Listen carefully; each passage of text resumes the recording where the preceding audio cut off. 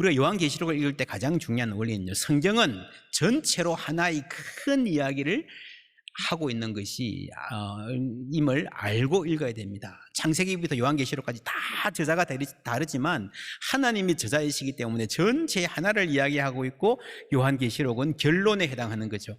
그래서 요한계시록 중에서도 맨 마지막 21장 22장에 나오는 만물의 회복, 그 뒤에서부터 읽는 것이 도움이 됩니다. 그래서 오늘 요한계시록 첫 시간인데, 앞으로 6주 동안 할 건데요, 첫 시간인데 1장에서 시작 안 하고 21장 본문을 한 이유가 거기에 있습니다. 성경은 전체적으로 하나의 이야기를 하고 있고, 계시록은 뒤에서부터 거꾸로 읽는 것이 도움이 되기 때문입니다. 여러분, 21장 22장 성경의 맨 마지막 두 장을 자세히 읽어보시면 생각나는 부분이 있습니다. 창세기 1장 2장, 성경의 맨 첫 두 장이 그대로 반복된다는 느낌이 있습니다. 생명나무 나오죠. 생수의 강도, 태초에 있던 강을 아주 중요하게 생각하는 굉장히 많은 부분이 닮아 있습니다. 21장 볼게요. 또 내가 뭘 보니? 새 하늘과 새 땅, 하늘만이 아니고 땅도 포함되어 있습니다. 처음 하늘과 땅이 없어졌고 바다도 다시 있지 않더라. 또 내가 보니 거룩한 성 새 예루살렘. 우리가 거룩한 성 이러는데 이게 캐슬이 아니고요, The Holy City입니다. City. 모든 영어 성경이 City라고 되어 있습니다. 거룩한 도시라고 번역하는 게 좀 더 정확할 수 있습니다. 하나님께로부터 하늘에서 내려오니 그 준비한 것이 신부가 남편을 위하여 단장한 것 같더라. 최고로 예쁜 거죠. 가장 잘 준비한 상태이고요. 5절 다 같이 읽습니다. 보좌에 앉으신 이가 이르시되 보라 내가 만물을 새롭게 하노라 하시고, 또 이르시되 이 말은 신실하고 참되니 기록하라 하시고. 아멘. 하나님께서 친히 보라 내가 만물을 새롭게 하노라, 이 말씀이요, 성경 전체의 결론이고 요한계시록의 결론이기도 합니다. 이 결론을 알고 읽으면요, 성경 전체가, 요한계시록뿐 아니라 성경 전체를 우리가 좀 더 잘 알 수 있습니다. 우리의 구원에 있어서 굉장히 중요합니다. 새 하늘과 새 땅, 새 예루살렘, 거룩한 도시, 그리고 만물을 새롭게 하노라, 다 같은 말을 하는 거죠. 이런 복음이 뭡니까? 구원이 뭡니까? 예수 믿고 천국 간다, 맞아요. 우리가 지금 당장은 예수 믿고 천국 가고 하나님께서 영광 중에 우리를 맞이해 주시겠지만 그것이 끝이 아니에요. 성경은 분명히 이야기합니다. 우리가 예수 믿고 천국 가는 게 복음의 굉장히 중요한 시작이고 하나님과의 만남의 핵심이지만 그것이 전부는 아니다. 성경은 역사 전체가 완성을 향해서 나아가는 것입니다. 역사의 완성이 뭐냐? 구원의 완성입니다. 그 역사의 완성은요, 하나님이 다스리십니다. 구약에서부터 내 하나님이 통치하신다, 하나님의 통치, 하나님의 나라가 구원이었고 그것이 완성되는 겁니다. 그리고 구약에서요, 지금은 바벨론이 힘이 센 것처럼 세상을 다 장악하고 있는 것처럼 보이지만, 지금은 아수르가 세상 모든 권력을 갖고 있는 것처럼 보이지만, 결국 세상의 향배는요 하나님 손 안에 있다, 그걸 말하는 게 복음인 거예요. 이사야서에서 내 하나님이 통치하신다라는 말을 전하는 이들의 발이 아름답다 그랬잖아요. 하나님의 통치입니다. 여러분, 요한계시록도 마찬가지예요. 지금 세상이 로마 제국이다 다스리는 것 같지만 하나님이 통치하신다, 그 말을 하고 있는 거예요. 그래서 여러분, 우리가 이 땅은 다 멸망하고 불에 타고 없어지고 어떻게 될지 모르겠고 나만 천국에 들어가면 된다, 그거는 복음이 아니에요. 여러분, 하나님은 이 세상을 포기하지 않으신 줄 믿습니다. 하나님이 세상을 이처럼 사랑하사. 여러분 믿습니까? 하나님이 창조하신 세상 전체를, 우리만이 아니라 세상 전체를 사랑하셨습니다. 그렇죠? 그래서 여러분, 하나님의 그 사랑, 하나님의 전능하심을 믿으면요, 이 땅은 포기하자, 이 땅은 불에 타서 없을 거야, 회복 불능이야, 그게 아니라는 거예요. 이 땅은 악의 세력의 손에 있을 거야, 아니라는 거죠. 하나님은 만물을 회복하실 줄 믿습니다. 그게 구원이에요. 하늘만이 아니라 새 하늘과 새 땅, 새 하늘과 새 땅, 온 우주, 하나님의 주권은 하늘뿐 아니라 온 세상, 코스모스, 하나님이 창조하신 세계 전체에 미칩니다. 그래서 만물이 새롭게 되는 것이 성경이 말하는 구원입니다. 이게 구원의 핵심이 구원인데, 그 구원의 가장 중요한 핵심은 뭔가? 내가 들으니 보좌에서 큰 음성이 나서 이르되 보라 하나님의 장막이 사람들과 함께 있으며, 그 다음에 뭐라고요? 하나님이 그들과 함께 계시리니. 여러분, 천국 가면 얼마나 좋다, 물질적으로 뭐 좋은 건물이고 이게 아니고요. 하나님이 우리와 함께 있는 게 구원입니다. 마태복음도 똑같습니다. 보라, 처녀가 잉태하여 아들 낳을 것이요. 이름을 뭐라 그런다 그랬습니까? 임마누엘. 예수님의 이름 임마누엘. 번역하면 하나님이 우리와 함께 계시다. 이름 보세요. 요한계시록과 마태복음이 다른 말 하고 있습니까? 똑같은 말 하고 있는 거예요. 하나님이 함께 계신 게 구원입니다. 이게 인류의 출발이었습니다. 에덴 동산 가면요, 에덴 동산이 얼마나 이게 이 공간, 장소가 좋았다, 그게 문제가 아니라 그게는 하나님이 계셨어요. 아담이 있으면 하나님이 찾아오셨잖아요. 친구같이 같이 산책하고 같이 얘기했잖아요. 그게 여러분 모든 구원과 복의 핵심인 거예요. 그런데 인류가 죄를 범함으로 쫓겨났죠. 뭘 잃어버렸습니까? 에덴 동산이란 장소가 중요한 게 아니라 우리와 함께 하신 하나님의 임재를 잃어버렸어요. 그래서 출애굽, 이스라엘 백성 선택해서 출애굽 하시죠. 시내산에서 하나님을 만납니다. 그렇죠? 그 시내산에서 많은 명령을 주시는데 가장 중요한 명령, 가장 길게 되어 있는 명령이 뭔가 하면 성막을 만드는 거예요. 성막을 통해서 하나님이 우리 가운데 임재하시고 그들의 백성과 함께 있기를 원하시는 거예요. 후에 가면 그 성막이 뭐로 바뀝니까? 성전으로 바뀌죠. 그리고 교회로 바뀌고 마침내 새 예루살렘, 새 하늘과 새 땅이 이어지면서 하나님의 임재가 충만해지는 것이 구원입니다. 자, 우리 21장 21절에 보면요, 그 12문은 12진주니 각 문마다 한 개의 진주로 되어 있고 성의 길은 맑은 유리 같은 증거이더라 했습니다. 여러분, 이게 천국 그러면요, 우리는 12문 12진주 그것만 생각하는데 여러분, 그게 핵심이 아니고요, 하나님이 함께 계심이 핵심이에요. 거기에 뭐가 많이 있었는데 없는 게 있습니다. 22절 보시면요, 성 안에서 내가 뭘 보지 못하였으니? 성전을 보지 못하였으니. 예루살렘의 핵심은 성전이에요. 근데 새 예루살렘에는 성전이 있어요, 없어요? 없습니다. 성 안에서 내가 성전을 보지 못하였으니, 이 표현의 느낌을 잘 보세요. 이거는요, 성전이 있는 게 당연하다는 거예요. 예루살렘에 딱 가면 뭐부터 봅니까? 성전부터, 성전이 있어야 예루살렘의 의미가 있는 거예요. 곧 전능하신 이와 및 어린 양이 그 성전이심이라. 여러분, 고대의 모든 도시들은요, 이 서양 쪽 지중해 페르시아까지 모든 고대 도시들을 방문해 보면 예외 없이 템플, 신전이 있습니다. 제우스든지 뭐 아폴로든지 아르테미스든지 신전이 있죠. 에베소 가면 그 아르테미스 신전이 굉장히 유명하죠. 여러분, 도시에, 폴리스에 성전, 템플이 없으면요, 심장이 없는 거나 마찬가지. 대단히 중요한 도시의 핵심입니다. 그만큼 당시 사람들이 신과의 관계를 중요하게 생각했고, 예루살렘 성전 더욱 그렇습니다. 예루살렘이 왜 예루살렘이에요? 예루살렘이란 도시가 뭐 삐까번쩍 잘나서 구경하고 싶은 게 아니라 성전이 있기 때문에 유대인들이 늘 가고 싶어 했던 거예요. 그런데 새 예루살렘에는 뭐가 없어요? 성전이 없어요. 왜 없어요? 성전은 본래 하나님의 임재를 위한 공간입니다. 그렇죠? 거기서 하나님 만나라는 거예요.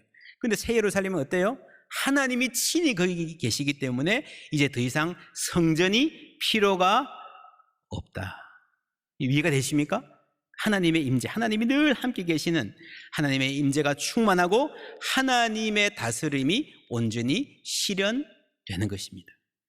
그러면 그것이 구원이라 그러면 우리 그리스도인들은 누구인가? 예수 믿는 게 뭔가? 여러분, 단순히 예수 믿으면 죄 용서받고 천국행 티켓 확보하고 갑니다. 옛날에 우리 부르던 찬송, 나는 구원 열차 올라타고서 하늘나라 가지요. 아주 아이들에게 구원을 잘 설명한 좋은 찬송이라고 저는 생각해요. 그러나 좀 부족합니다. 구원 열차 올라타고 나만 천국 가는 그게 구원이 아니에요. 차표 필요 없어요. 주님 뭐라고요? 차장 되시니. 저는 이 찬송 부르면서 우리 주님이 좀 기분 나쁘실 것 같아요. 야, 내가 차장이냐? 주님이 차장입니까? 기분 나빠. 물론 구원 열차의 모든 주권은 하나님 안에 있어요. 그러나 여러분, 주님은 차장이 아닙니다. 주님은 선장이 아닙니다. 우리를 탈출시키기 위한 탈출 프로젝트 헬기의 조종사가 아니에요. 여러분, 온 만물의 주권자시고 통치자이신 줄 믿습니다. 만물을 회복하시는 게 큰 구원인 거예요. 그러면 예수 믿는 것은 뭐냐? 아브라함을 불러서 세상에 복이 되라 그러셨잖아요. 너희 가운데 착한 일을 빌립보서에 시작하신 이가 그리스도 예수 날까지 이루실 줄을 확신하노라. 이 말은요, 이 전체 큰 회복의 여정, 만물을 회복하는 이 큰 하나님의 여정 가운데에, 이 선교 가운데에 교회를 중심에 세우신 거예요. 아브라함과 그 자손 하나님의 백성들을 통해서 하나님께서 만물을 회복하시는 역사의 중심 에이전트로 사용하고 싶으신 거예요. 지난 주일날 우리가 이런 연극했습니다. 룻기, 지난주까지 룻기 봤죠? 룻기와 요한계시록이 같은 이야기를 하고 있습니다. 한 사람의 회복, 깨어진 사람, 그죠? 멋진 남자, 이상적인 여자 누굽니까? 깁보르 하일, 에셰트 하일, 여러분 기억하십니까? 그 회복인 거예요. 우리 남성과 여성들이 회복되어야 됩니다. 그리고 한 가정의 회복이죠, 한 마을의 회복이죠, 한 나라의 회복이죠.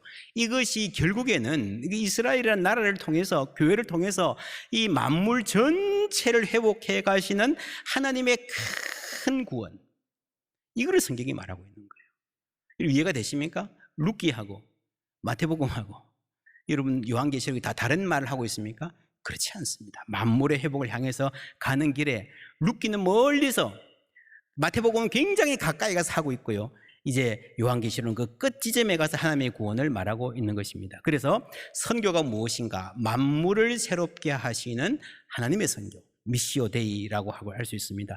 우리의 신앙생활은요, 이 선교에 동참하고 쓰임 받는 거예요. 핵심은 복음을 전하고 교회를 세우는 일 맞습니다. 뿐만 아니라 학교를 세우고 병원 지어 사람 고치고 회복하고 한 이 모든 게요, 옛날에는 그렇게 생각했어요. 착한 일 많이 하면 사람들이 교회 오겠지, 이게 구원이야. 아니에요. 세상을 회복하는 전체 사람들을 심리와 관계와 그리고 몸을 회복하는 전체가 크게 보아서 범주적으로 하나님의 선교에 속해 있는 겁니다. 과학자들이 과학을, 의사들이 의료를 연구하는 일, 우리가 마을을 돌보는 일들 마찬가지입니다. 그래서 마을 목회, 선교라는 게 가능한 거예요. 우리 교회가 창조 세계 돌봄, 우리 녹색교회 팀들하고 열심히 하잖아요. 여러분 다들 플로깅도 열심히 하셨습니다. 여러분 만약에 이 땅이 전부 다 불타 없어질 거라면, 우리는 그냥 이 땅 탈출해가지고 구원열차 타고 헬기 타고 딴 데 가는 게 그게 구원이면요, 여러분 이 환경보호 별 의미 없잖아요. 그죠? 그렇지 않습니다. 하나님께서 보라 내가 만물을 새롭게 하노라 라고 하시는데, 하나님이 이끌어 가시는데 그것을 누구를 통해서 하는가 하면 우리들을 통해서, 구원을 통해, 우리 교회를 통해서 하시는 것입니다. 에베소서 1장 23절 말씀 함께 읽습니다. 교회는 그의 몸이니 만물 안에서 만물을 충만하게 하시는 이의 충만함이니라. 아멘. 그래서 교회는 만물을 회복하시는, 만물을 충만케 하시는 이의 충만함 안에 있습니다. 거기에 쓰임 받는 거죠. 그래서 우리가 지난주에도 120주년 기념 참 멋지게 했는데, 오늘까지 포항제일교회를 인도하신 하나님께 감사드립니다. 그런데 여러분 우리 교회는요, 포항제일교회는요, 우리 자신만을 위해서 있는 것이 아닙니다. 이 만물 안에서, 이 세계 속에서 하나님의 일을 함께 하나님과 동참하기 위해서 있는 게, 그게 바로 선교예요. 그래서 여러분 하나님께서 만물을 새롭게 해가는 과정에서 교회를 사용하기 원하시기 때문에 먼저 교회를 새롭게 하시는 거예요. 그게 복음입니다. 1세기 말에 하나님께서 교회를 새롭게 하기 위해서 굉장히 강력한 도전을 주셨는데, 그것이 바로 요한계시록입니다. 이것을 알아야 우리가 요한계시록의 의미를, 성경 전체를 제대로 알 수 있습니다. 작년에 오늘을 위한 미래라는 요한계시록 책이 번역돼서 나왔습니다.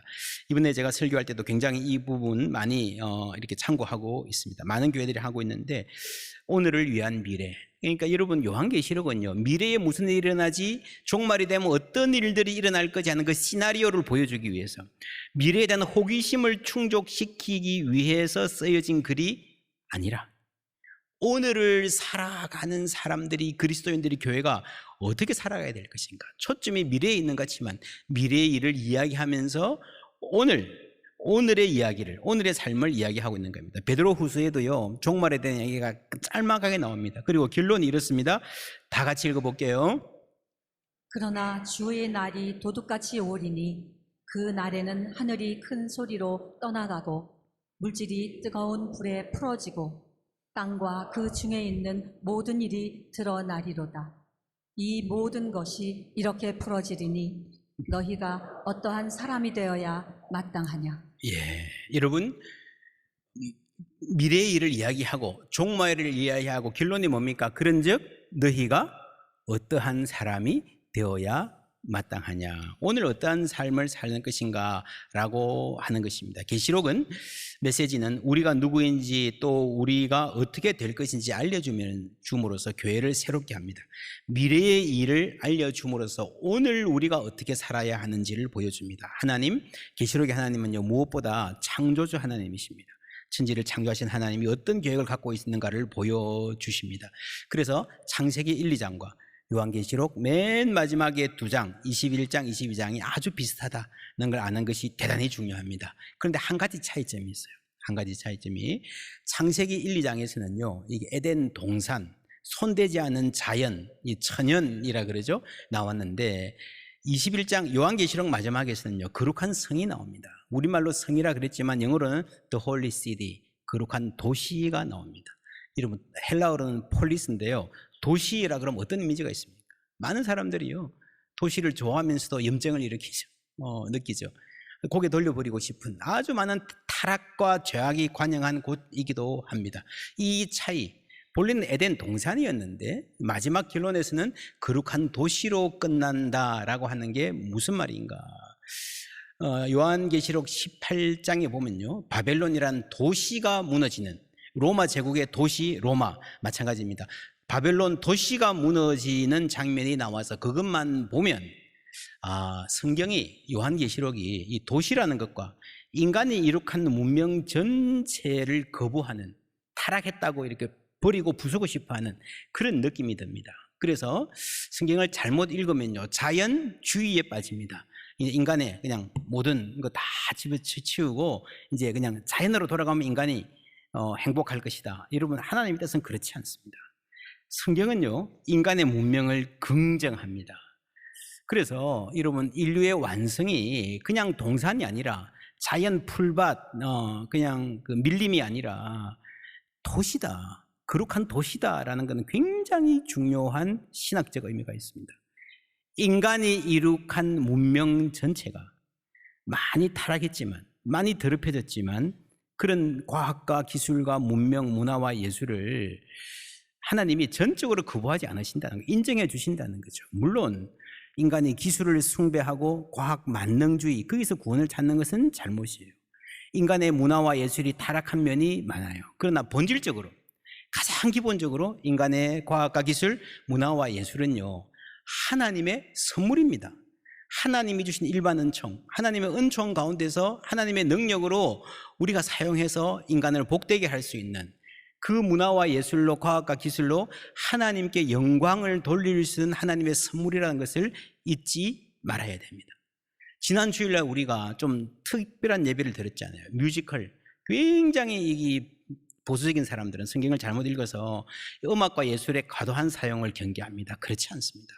음악과 예술도 하나님의 것인 줄 믿습니다. 하나님 모든 것을 다스리고 모든 것을 새롭게 하는 거거든요. 그리고 요즘 AI 시대가 되어서 많이 조심스럽긴 하지만 저에게도 신중하게 우리 AI를 목회에 조금씩 활용하고 있습니다. 2주 전부터 여러분에게 보내드리기 시작한, 여러분 들으신 분도 계실 텐데, 이렇게 설교 내용을 두 사람이 대화하는 거 여러분 들어보셨습니까? 꼭 들어보세요. 이게 AI로 만든 겁니다. 사람이 한 게 아니고요, 굉장한 발전이 이루어지고 있습니다. 그래서 회복이라고 하는 게, 여러분 성경에 우리 회복이라는 말을 많이 하는데, 창조의 상태 그대로 돌아가자. 그림 보여주세요. 창조의 상태 그대로 돌아가는 회귀가 아닙니다. 여러분, 제가 몇 번 설명한 적이 있는데, 창조는요, 하나님이 창조는 보시기에 좋았더라 해서 좋은 출발이었지만 완벽한 창조가 아니었습니다. 그때부터 하나님과 인간이 함께 완성을 향해서 가는 거예요. 가다가 실패했습니다. 가다가 타락해버렸습니다. 그럼 다시 그리스도 안에서 구원을 받은 어린 양의 백성들이 어디로 가야 되는가 하면, 그 지점이 본래 창조했던 그때로 가는 게 아니라 하나님이 창조하셨을 때 의도하셨던 인텐션, 그 목표를, 본래 목표, 간 적이 없죠. 점선으로 표시되어 있죠. 그 길을 향해서 가는 겁니다. 그런 점에서 여러분 새로운 길을 가는 거예요. 교회가 새롭게 되는 것도요, 여러분 옛날에 이때가 좋았는데 옛날로 돌아가는 게 아니라 한 번도 있은 적 없던 하나님의 미래 안에서 가는 그것이 교회가 새롭게 되는 겁니다.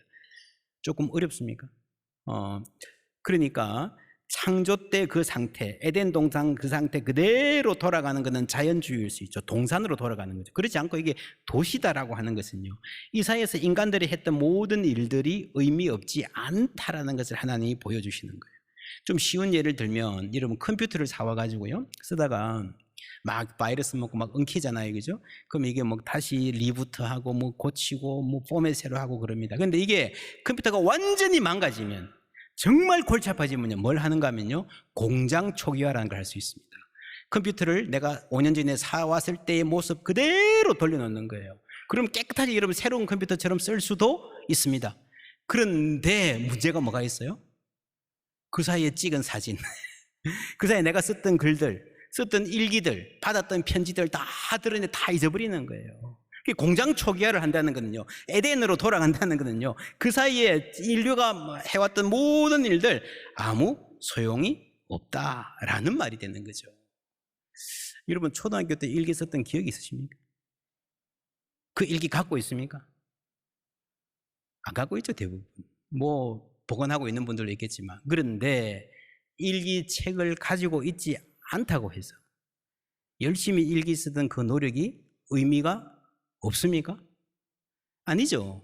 그때 나름대로 열심히 일기도 쓰고 글도 배우고 했던 것이 다 모여서 그게 피가 되고 살이 돼가지고요, 오늘의 내가 있는 거예요. 그래서 여러분 에덴 동산으로 가자는 거는요, 하나님이 본래 창조하신 그 목표대로 가자는 거지 에덴으로 다시 돌아가자는 말은 아닙니다. 다른 예를 들면 부부들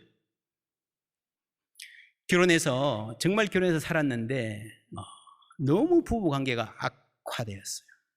그런 말들 하죠. 결혼할 때는 너 없이는 못 살아 이랬는데 한참 살다 보니까 너 때문에 못 살아. 그런데 우리 신혼 때, 연애할 때 그 순수한 사랑으로 돌아가자 해서 돌아가 보세요, 좋은지. 그때는요 서툴러요. 뭘 몰라요, 그죠? 뭘 모르니까 사랑한다 그랬지. 그래 여러분 결혼해서 20년 30년 살면서 막 헤매기도 하고 실망시키기도 하고 원망하고 미움도 가지면서 그 모든 것을 극복해서 오늘까지 왔잖아요. 여러분 정상적인 부부라면요, 신혼 때로 돌아가면 손해입니다. 그 과정을 다시 하라고 아니라는 거예요. 여러분 이 원리를 인류 역사 전체에 적용하면요, 천지 창조 때부터 지금까지 인간들이 많이 실패하고 좌절하고 못된 짓도 많이 했지만, 세상 문화가 많이 더럽혀졌지만, 그럼에도 불구하고 공장 초기화, 옛날의 풋사랑 거기로 돌아가는 것이 회복이 아니라는 겁니다. 우리가 이렇게 어스페나마 해놓은 이 모든 문명들을 하나님이 하나님의 손에서 아름답게 종합하셔서 새롭게 하실 줄 믿습니다. 그래서 만물을 새롭게 한다는 말은요, 이걸 다 버리고 새로운 뭐를 탁 주는 게 아니라 우리가 망쳐놓은, 그럼에도 불구하고 애쓰면서 만들어 온 이것을 하나님이 새롭게 바꾸신다는 거예요. 의미 있게 하신다는 말입니다. 우리가 부활절 때 자주 인용하는 말씀, 고린도후서 15장 마지막에 이런 대목이 나옵니다. 다 같이 읽습니다. 그러므로 내 사랑하는 형제들아, 견실하며 흔들리지 말고 항상 주의 일에 더욱 힘쓰는 자들이 되라. 이는 너희 수고가 주 안에서 헛되지 않은 줄 알미라. 아멘. 너희 수고가 주 안에서 헛되지 않는다. 모든 여러분 이 세상에 새롭게 될 것입니다. 부활할 것입니다. 새로운 세계를 하나님이 주실 것입니다. 그 메시지의 결론이요, 오늘 우리가 이 땅에 사는 수고가 헛되지 않다는 게 결론이에요. 오늘 우리가 애쓰고 힘쓰는 일, 주님 몸된 교회를 섬기고 복음 증거하기 위해서 수고하는 일들 헛되지 않은 줄 믿습니다. 또한 만물을 새롭게 하시는 것이 하나님의 구원이라는 것을 우리가 알면요, 믿으면요, 우리의 일상이 달라져요. 이 만물 안에 뭐가 속해 있습니까? 우리가 자녀를 키우고, 여러분 일터에서 어쨌거나 하나님의 영광을 위해서 그리스도인답게 열심히 살려고 노력하고, 자연 보호를 하려고 노력하고, 이웃에게 선을 행하고 노력하고, 그 모든 일이 의미 없지 않습니다. 다 불에 타서 없어지지 않을 것입니다. 비록 우리는 아직 어설프지만 우리의 모든 삶의 여정들을 하나님이 그 손에서 새롭게 하실 줄 믿습니다. 그 구원의 완성을 향해서 새롭게 되는 교회, 날마다 새롭게 되는 우리 모든 성도님들 되시기를 주님의 이름으로 축원합니다.